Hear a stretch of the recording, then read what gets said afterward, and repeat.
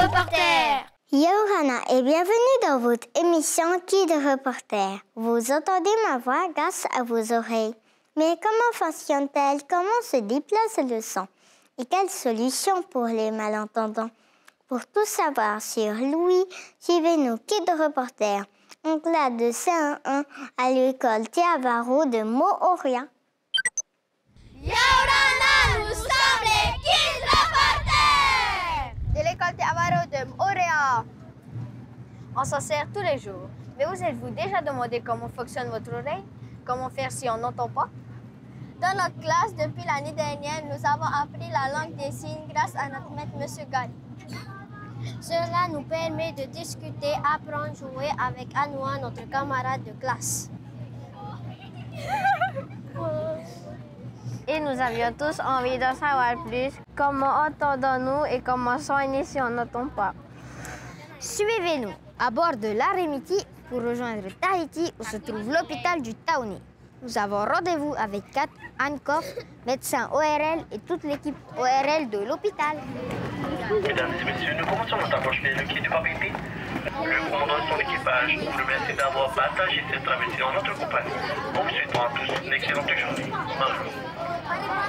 Depuis la gare maritime de Papeete, en une dizaine de minutes en bus, nous rejoignons le CHPF, Centre hospitalier de Polynésie française.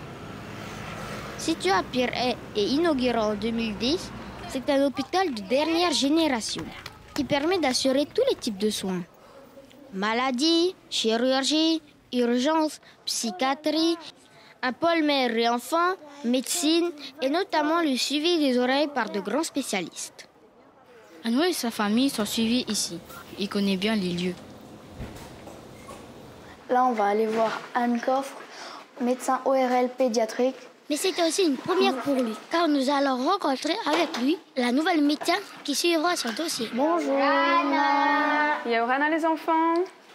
Bonjour Anne. Bonjour. Est-ce que tu pourrais nous expliquer qu'est-ce que ça veut dire médecin ORL pédiatrique? Alors, ORL, c'est un des mots les plus longs dans la langue française. ORL, c'est pour oto-rhino-laryngologiste. Auto, les oreilles, rhino, le nez, et laryngologiste, c'est tout ce qui est le larynx, c'est la gorge, la bouche. Et pédiatrique pour les enfants. On avait envie de faire un reportage sur Louis, donc on est venu te voir pour savoir un peu tout ce qu'il faut savoir. Comment ça fonctionne et tout ça? Oui. Ok, comment fonctionne Louis? C'est ça que vous voulez savoir? Oui. Eh bien, je peux déjà vous montrer la salle de consultation. On examine les enfants, on regarde les oreilles, etc. Ça vous dit? Oui. Oui. Ok. Oui. Hop. Alors, entrez. On va se serrer un petit peu. Comment tu consultes? Alors, je vais vous montrer, comme ça sera plus clair. Anouar, tu veux bien venir? Et tu te mets là? Tu connais? Attention, laisse-le un petit peu passer, comme ça il grimpe. Donc l'enfant doit venir s'allonger là et je vais regarder ses oreilles avec mon microscope. Viens. Allez à nous. Super. La plupart du temps, j'ai une aide qui se met en face de moi pour rassurer l'enfant et bien lui expliquer ce que je suis en train de faire. Je prends mon microscope. Tiens, Anouar, tourne un petit peu. Parfait. Et je prends... On appelle ça un spéculum d'oreille. Ça ressemble à une petite trompette pour que je puisse regarder. Mon objectif, c'est d'aller voir le tympan. Voir si le tympan fonctionne bien, s'il est joli. C'est un tympan parfait. C'est bon? Et ensuite, je regarde l'autre côté. Hop. On va en profiter, on va le faire pour de vrai. Hein. Ah oui, il faut savoir que l'oreille se compose de 3 parties. C'est dans la boîte, les enfants? Là, c'est l'oreille externe. Le son, il passe par l'oreille externe pour aller dans un tuyau qui mène à l'oreille interne. Les ondes sonores font vibrer la membrane du tympan, qui fait vibrer nos 3 petits osselets, le marteau, l'enclume et l'étrier. Ce sont les plus petits os du corps humain. Ils ne grandissent plus après notre naissance. Ils vont amplifier le son, faire vibrer la cochlée avec ses petits cils. Ce sont eux qui vont transformer l'onde en signal électrique, que le nerf auditif transmet au cerveau. Donc ça, c'est une oreille qui fonctionne bien. Et il peut y avoir des problèmes à chaque étape de l'audition. Soit il n'y a pas d'oreille, le conduit auditif il est fermé, il y a un problème de tympan, il y a un problème d'osselet, il y a un problème de cochlée, il y a un problème de nerf. On peut avoir des soucis à chaque étape. Donc c'est comme ça qu'on peut avoir différents types de surdité. Un petit peu sourd, moyennement sourd ou surdité sévère quand vraiment on n'entend pas beaucoup. Est-ce que vous voulez voir un tympan en vrai? Oui. Alors, on va voir. Je vais vous le montrer. Alors nous, quand on regarde les tympans, on regarde avec le microscope. Mais là, je vais vous montrer pour que vous puissiez voir vous aussi à la caméra. Donc là, on a une vue sur le pavillon de l'oreille. Et là, il a une forme parfaite, les ourlures pour orienter les ondes sonores jusque dans le conduit auditif. Il y a les petits poils qu'on appelle les vibrissés qui ont chacun leur utilité pour drainer l'oreille. On arrive dans le conduit auditif. Là, il y a des petits grains de sable et c'est normal à Tahiti. Et ce qu'on voit au fond, c'est le tympan. Donc son tympan, ici, c'est une membrane très très fine, transparente. Et on voit un petit osselet là, un petit osselet un peu blanc nacré à travers le tympan. Ici, qu'on appelle le marteau. Et si on regarde bien, c'est surtout pour les ORL, quand on regarde bien, en haut à gauche, à travers la membrane du tympan, on devine l'enclume au fond. Mais ça, c'est un petit peu plus compliqué. Voilà, là, c'est un tympan qui a fait quelques otites parce qu'il n'est plus complètement tout à fait transparent, mais quand même, il est en très bonne santé, il va bien. Hop là. Et voilà, c'est ça qu'on regarde pour vérifier le tympan. Il peut y avoir des trous, il peut être complètement opaque, il peut être absent. Enfin voilà, il y a plein de possibilités d'anomalies ou de maladies sur le tympan qui peuvent provoquer la surdité, une surdité. Qu'est-ce que tu as utilisé? Alors habituellement, pour regarder les oreilles, on n'utilise pas forcément cette caméra-là, on utilise le microscope. Là, j'ai utilisé un fibroscope pour pouvoir vous montrer à vous directement les images du tympan. Voilà. Et le tympan, c'est une membrane, je vous ai dit, très très fine, très fragile. Donc il ne faut pas aller mettre des trucs dans l'oreille pour aller se gratter les oreilles. Sinon, on risque de s'abîmer le tympan. Et après, on peut perdre de l'audition. Quand on se lave les cheveux, on peut mettre un petit peu d'encre dans les oreilles, on fait comme ça, mais pas de coton-tige, pas de cure-oreille, rien. Voilà, c'est auto-nettoyant. que pour l'extérieur, que pour le pavillon. Hein, Pourquoi quand on dort, on n'entend pas? En vrai, ton oreille, elle fonctionne aussi quand tu dors. Hein, tu entends, mais c'est ton cerveau qui est déconnecté, donc ça ne va pas jusqu'à ton cerveau. Mais ton oreille fonctionne et tu entends quand tu dors. D'ailleurs, s'il y a un bruit assez fort, tu finis par te réveiller. Pourquoi c'est mauvais d'entendre le bruit trop fort? Alors, il y a soit entendre tout d'un coup un bruit très très fort, soit entendre à répétition des bruits trop forts. Ça finit par abîmer les fameux petits cils qui sont dans la cochlée. Plus c'est fort, plus les cils vont bouger. Et si c'est très fort trop longtemps, ils finissent par se casser. Je rajoute juste sur les fameux petits cils qui sont dans la cochlée, chaque cil transmet un son précis. S'il est cassé, il ne se réparera jamais. On ne sait pas réparer les cils de la cochlée. Donc une fois qu'on a cassé des cils, ces sons-là, on ne les entendra plus jamais. Allô, test, 1, 2, 3. Est-ce que le son se déplace moins vite ou plus vite que la lumière? Alors ça, c'est toi qui vas me répondre. Quand il y a l'orage, qu'est-ce que tu as en premier? Le tonnerre ou l'éclair? L'éclair. Voilà. Et après, j'entends le tonnerre. Et voilà. C'est parce que la lumière arrive beaucoup plus... La lumière se déplace beaucoup plus vite que le son. En effet, la lumière se déplace dans l'air à 300 000 km par seconde. Alors que le son se déplace seulement à 334 mètres par seconde. Dans l'eau, le son se déplace 5 fois plus vite que dans l'air. Mais dans l'espace, où règne un vide infini, à l'exception des planètes qui ont une atmosphère, il n'y a pas de molécules pour porter ces ondes sonores. C'est le silence absolu. Mais revenons sur Terre. Comment tu fais pour mesurer l'oreille? Pour mesurer l'audition, il faut aller en salle d'audiométrie. Ok. C'est une salle insonorisée. C'est-à-dire, on n'entend pas les voitures. Pour couper les sons extérieurs, regardez, on a une grosse porte. Hop. Ah ouais, et là, on n'entend plus rien ce qui se passe à l'extérieur. Donc, je vous présente Léa qui fait nos tests d'audition chez les enfants. Peux-tu nous montrer comment tu mesures l'audition de quelqu'un? Voilà. Alors, donc par exemple, je vais demander à Anouar si voilà, on veut bien mettre le casque à Anouar. On te met sur les oreilles, hein? Voilà. Donc là, on lui place le casque sur les oreilles et moi, je décide si j'envoie du son à droite ou si j'envoie du son à gauche. D'accord? Donc là, du coup, Anouar, il va pouvoir prendre une pièce. Moi, je vais lui envoyer du son dans l'oreille. Et quand Anouar, il entend, il va pouvoir mettre la pièce dans la boîte. Léa va faire varier deux paramètres. La fréquence en Hertz, c'est-à-dire si le son est grave ou aigu. Voilà. Et comme ça, je sais où est-ce qu'il entend. Donc, je baisse le son. Et les décibels, c'est le volume du son. Et je regarde où est-ce qu'Anouar, il entend le plus petit son pour lui. Ça veut dire, c'est quoi le premier son qu'il entend. Après, on va dans les aigus, on recommence. Je baisse jusqu'à ce que Anouar, il n'entende plus. Et après, je remonte pour trouver quel est le premier endroit où il entend. Voilà. Je fais ça sur toutes les fréquences des aigus, d'accord? Des 1000 aux 8000 Hertz. Ça permet, en fait, quand on donne après au médecin, de proposer une solution adaptée. Le son se transmet aussi par nos os. Que quand on met directement derrière l'oreille ou sur de l'os, lui, il va entendre un son. Tout le monde, hein? Parce que le son, il est transmis directement par l'os à l'oreille interne, à la cochlée. J'entends encore.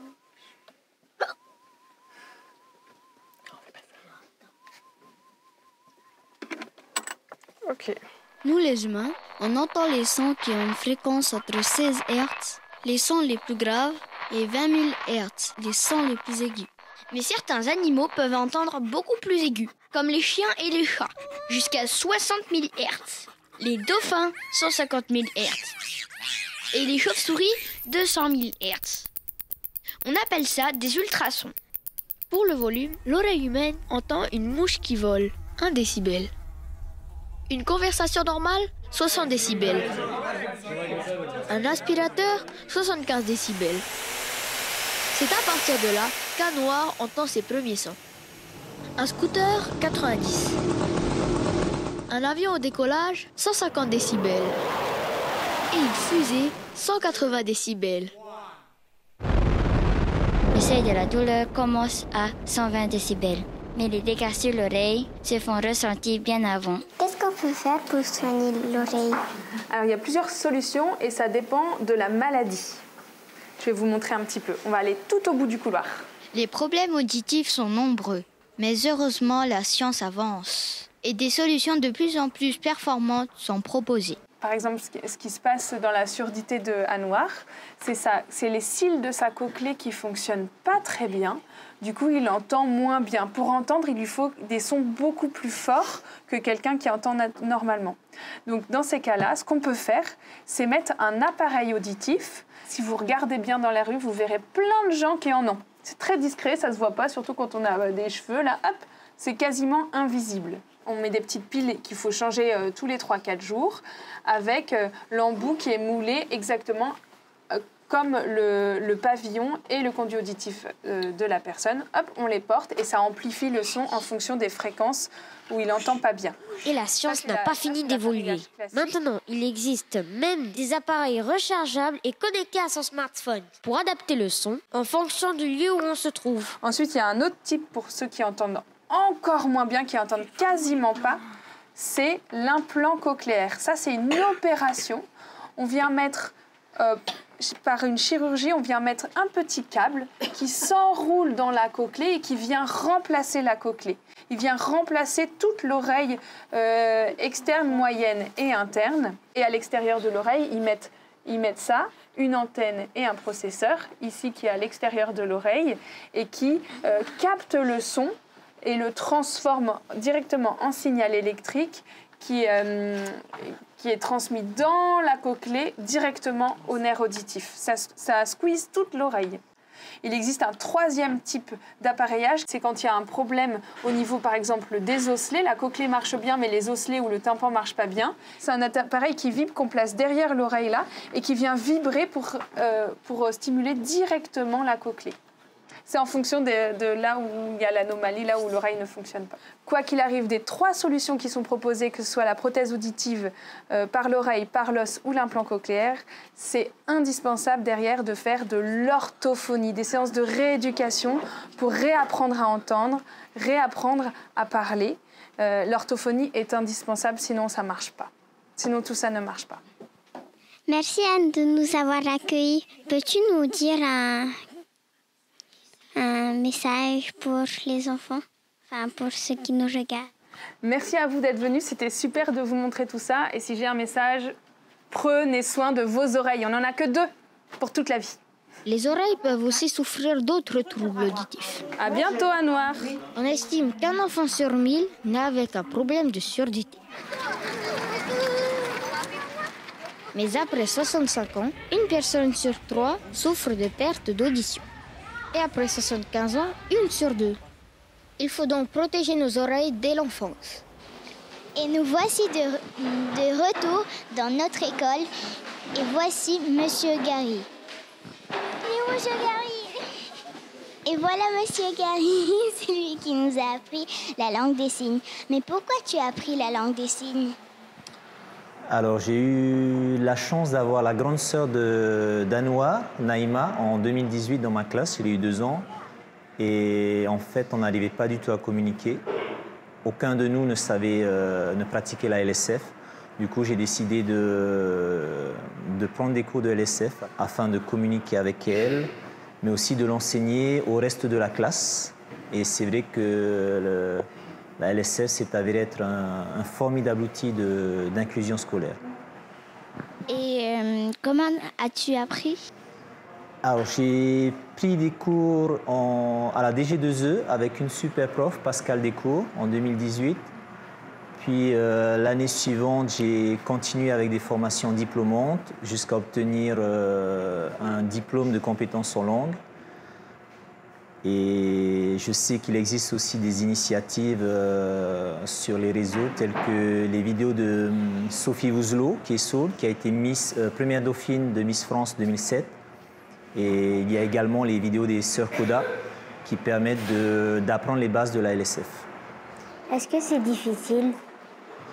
Je dirais que le plus difficile, ce sont les expressions du visage. Signer ne suffit pas, signer avec les mains, il faut mettre sur le visage la bonne intention et l'intention qui correspond vraiment au signe que tu es en train de pratiquer. Est-ce qu'il n'y a qu'une langue dans le monde?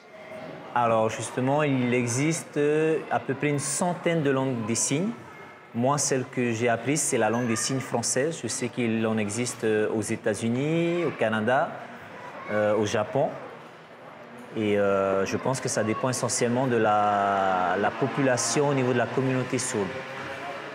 Nous faisons un peu de langue des signes presque tous les jours, comme aujourd'hui en mathématiques.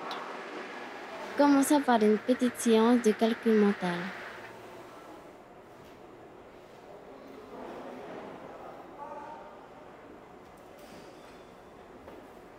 Et maintenant, à notre tour de jouer les professeurs.